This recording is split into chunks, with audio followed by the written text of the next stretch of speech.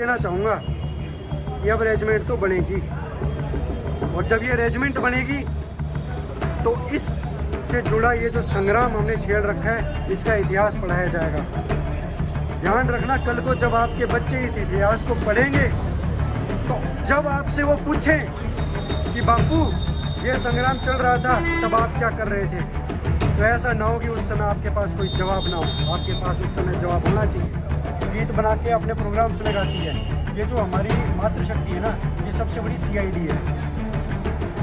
ये हर एक चीज़ को अपने आप अपने हिसाब से फैला देगी, अलग जगह देगी है, और एक इस आंदोलन को एक नया ही मोड़ दे देगी। कि जो हमारी छोटी राव सावली है वो कमज़ोर हो गई है। अगर आप देखोगे पुरानी वाली दो चूड़े की पोल उठा लेती थी, कुछ नहीं होता था। मैं अपने दम पे अपने एक गांव से शहबाजपुर गांव से 2 से ज़्यादा गाड़ियाँ मैं अकेला लेके आऊँ। इसमें कुछ ज़्यादा से ज़्यादा ट्रैक्टर लेके आने की कोशिश करूँगा, क्योंकि सरकार किसानों से झुकती है और ज़्यादा से ज़्यादा ट्रैक्टर लेके आने की मैं कोशिश करूँगा।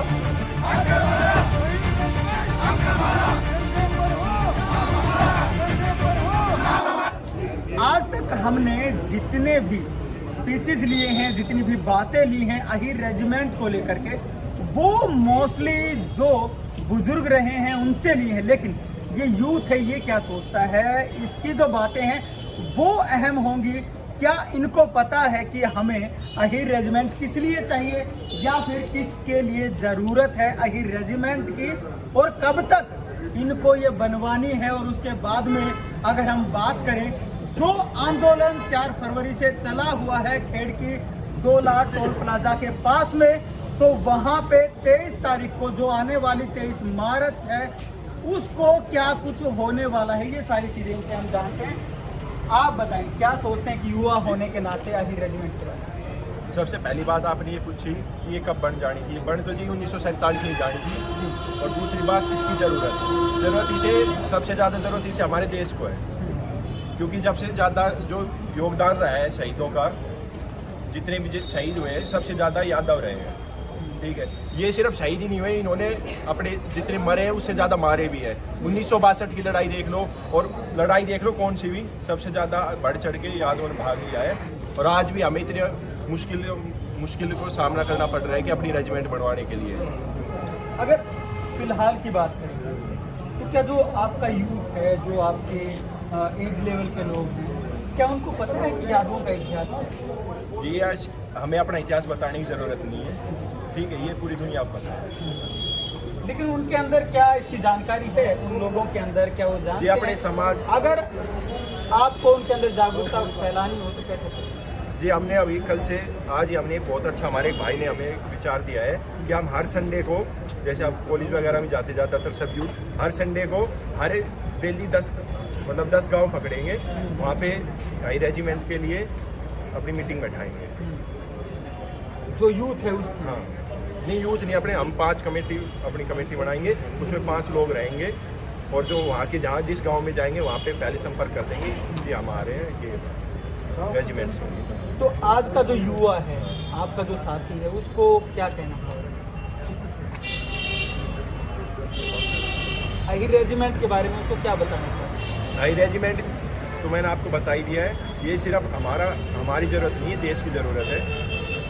और युवाओं के लिए इससे ज़्यादा कोई बड़ी बात नहीं होनी चाहिए कि अगर हमारे पास हमारे कंधे पे नाम होगा तो ये देश के लिए फ़ायदेमंद है, सिर्फ हमारे लिए नहीं, सिर्फ याद होगा।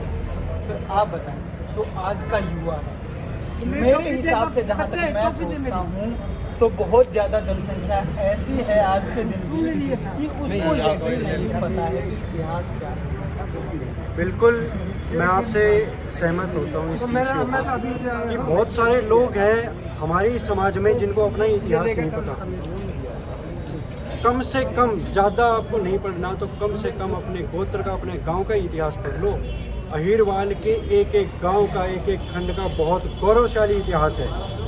और हमारे यहाँ इतने योद्धा हुए हैं कि अगर उनकी कहानियाँ सुनने अगर हम बैठे या सुनाने बैठे तो एक आदमी की पूरी ज़िंदगी निकल जाएगी उसमें, लेकिन फिर भी हमारे योद्धाओं की कहानियाँ ख़त्म नहीं होंगी। तो ये युवाओं को एक अपनी तरफ से, आजकल तो इंटरनेट का ज़माना है, इंफॉर्मेशन एज में हम जी रहे हैं। आजकल हर एक चीज़ इंटरनेट पे अवेलेबल है। जाए, अपना इतिहास पढ़े, और अगर कोई चीज़ अवेलेबल नहीं है और अगर हमें पता है कि यार ऐसा कुछ हुआ था, तो वो चीज़ इंटरनेट पे डाल ले, कम से कम बताए जिसको नहीं पता। और एक जो हमारे युवा साथी, जैसे भाई ने बताया कि हम कमेटियाँ बना रहे हैं, और इसके साथ में आप लोग और एक काम करो, आप लोग गांव-गांव तो जा रहे हो, गांव के बुज़ुर्गों से ज़्यादा इतिहास किसी को नहीं पता।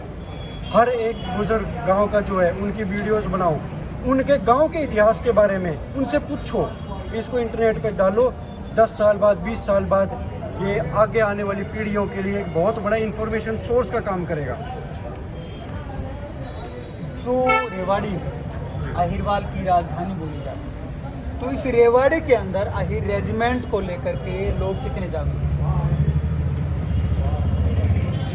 अहिर रेवाड़ी जो है वो महाभारत कालीन नगरी है, और जब भी इस धरा को ज़रूरत पड़ी, रेवाड़ी के लोगों ने अपना खून बहाया, और उसके बाद में दूसरे बाहर के जो राजा महाराजा आए, सुल्तान आए, उन्होंने हम पर राज करा, हम पर यातनाएं करी, और धीरे धीरे इस चीज़ को हम अपने गौरवशाली इतिहास को हम भुलाते गए। लेकिन ये जो अहिर रेजिमेंट की मुहिम जब से छिड़ी है, इससे हमारे इलाके का, खासकर रेवाड़ी का युवा भी जागा है, और जो सोए हुए हमारे जो पुरोधा थे वो भी जाग गए हैं, और सभी लोग इस चीज़ की मांग उठाने लगे। आज गली गली में, हर नुक्कड़ पे इस मुद्दे पर बात होती है। जहाँ पर भी कहीं 4 आदमी हुक्का पीने के बैठ जाएंगे ना, वो इस मुद्दे पर बात करते हैं। और हम आपको ये वादा करते हैं कि 23 मार्च को जो आंदोलन होने वाला है खिड़की दोला में, उसमें सबसे ज़्यादा योगदान रेवाड़ी की तरफ से होगा। उसके लिए कोई प्लानिंग की होगी आपने कि क्या क्या वो छोटे छोटे जो कदम हैं वो होंगे जिनसे कि जो भीड़ है वो वहाँ पे जुटाई जाए? सबसे पहले तो गांव स्तर पे जो हमारी टीमें हैं वो काम कर रही हैं, अलग अलग गाँवों के सरपंच इस चीज़ में इन्वॉल्व हैं, काम कर रहे हैं। हमारी मातृशक्ति भी हमारे पास हमारे साथ जुड़ चुकी है, और एक बहुत अच्छा एग्जांपल मैं आपको देना चाहूँगा पुंसिका गांव का, जहाँ पे कि मातृशक्ति के साथ पूरे गांव ने 7 दिन तक धरना करा वहाँ पर, और वहाँ की मातृशक्ति ने हमारे रेजिमेंट के लिए एक बहुत अच्छे लोकगीत बनाए, जो कि आज पूरे अहिरवाल में फैलाए जा रहे हैं। और दूसरे इलाकों में भी, आप पूसड़ी का एग्जांपल ले लो, वहाँ की लेडीज़ भी अपने अपने गीत बना के अपने प्रोग्राम्स में गाती है। ये जो हमारी मातृशक्ति है ना, ये सबसे बड़ी CID है। ये हर एक चीज़ को अपने आप अपने हिसाब से फैला देगी, अलग जगह देगी, और एक इस आंदोलन को एक नया ही मोड़ दे देगी। आपने अभी बात की मातृशक्ति, जो अहिरानियाँ हैं वो तो रण क्षेत्र में तिलक करके अपने बच्चों को तभी से भेजती रही, तो आज की जो अहिरानी है उसको क्या करें? आज की जो अहिरानियाँ हैं, सबसे पहले तो मैं इनको ये कहूँगा कि अपनी जो पिछली पीढ़ी गई उनसे कुछ सीखें। ये सच्चाई की बात है कि आजकल की जो हमारी छोटी राव सावड़ियाँ हैं वो कमज़ोर हो गई हैं। अगर आप देखोगे पुरानी वाली 2-2 तूड़े की पोट उठा लेती थी, कुछ नहीं होता था। कई ऐसी भी हमारी अहिरानियाँ हैं जिन्होंने खेत में काम करते करते बच्चों को जन्म दे दिया, लेकिन आजकल की इतनी स्ट्रॉन्ग नहीं बची हैं। तो सबसे पहले तो वो अपने ऊपर ध्यान दे, अपने खान पान पे ध्यान दे। तो इनसे भी मैं और जो बाकी जो जिनके छोटे बच्चे उनको मैं ये कहना चाहूँगा, अपने बच्चों को ऐसी कहानियाँ सिखाएं, मतलब ये Jack and Jill went up to the hill ना सुनाएं, ठीक है। वो ये कहें कि भाई तुलाराम ने कैसे नसीबपुर में खून बहाया, कैसे 5000 योद्धाओं ने करनाल के युद्ध में अपना खून बहाया, कैसे श्री कृष्ण ने अपने सुदर्शन चक्र के दम पर धर्म की स्थापना करी, कैसे युगांतर किया। ये कहानियाँ बच्चों को सुनाएं। उनसे मैं बस यही निवेदन करना चाहूँगा। सर क्या कहना आपने 4 फरवरी की आंदोलन हमारा स्टार्ट हुआ था, आपने पूछा था रेवाड़ी ने क्या भागीदारी दी। इस आंदोलन को सबसे मजबूत करने में रेवाड़ी ने ही भागीदारी दी है, और आने वाली 23 मार्च को जो सबसे बड़ी रैली होने जा रही है उसमें भी सबसे ज़्यादा ही रेवाड़ी भागीदारी देगा।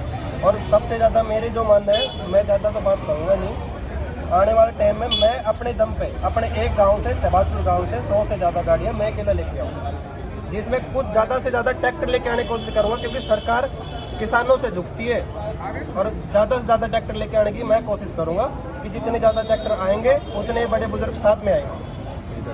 और सभी भाइयों से एक अनुरोध करता हूँ कि ज़्यादा से ज़्यादा ट्रैक्टर रैली करें, ना कि गाड़ियों की रैली करें, जिससे कि सरकार देखे कि फुकरापंथी टाइप कोई बात नहीं हो रही, अब बड़े बुजुर्ग भी लोग आ रहे हैं।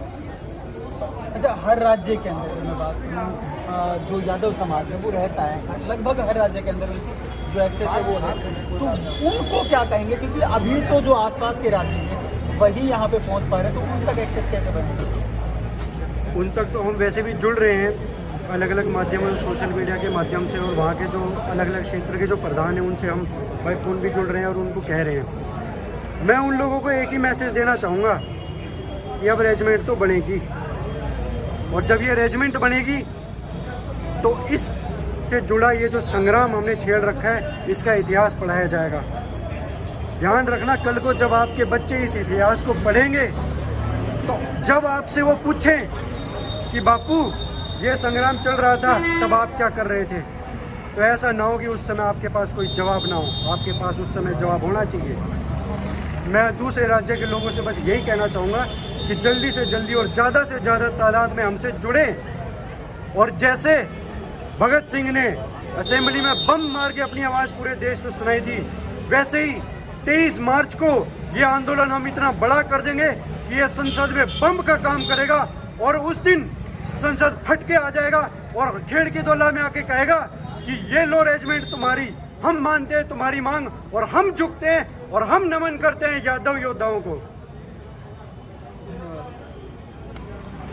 उससे हमने बात की, और यूथ हमेशा ही किसी भी समय की पहचान होता है और वही भविष्य को तय करता है कि आने वाले भविष्य में क्या होगा। लेकिन सबको एक बात जरूर जाननी होगी, जो नस्लें भुला देती हैं इतिहास को अपने, उनका भूगोल भी नहीं बचता है।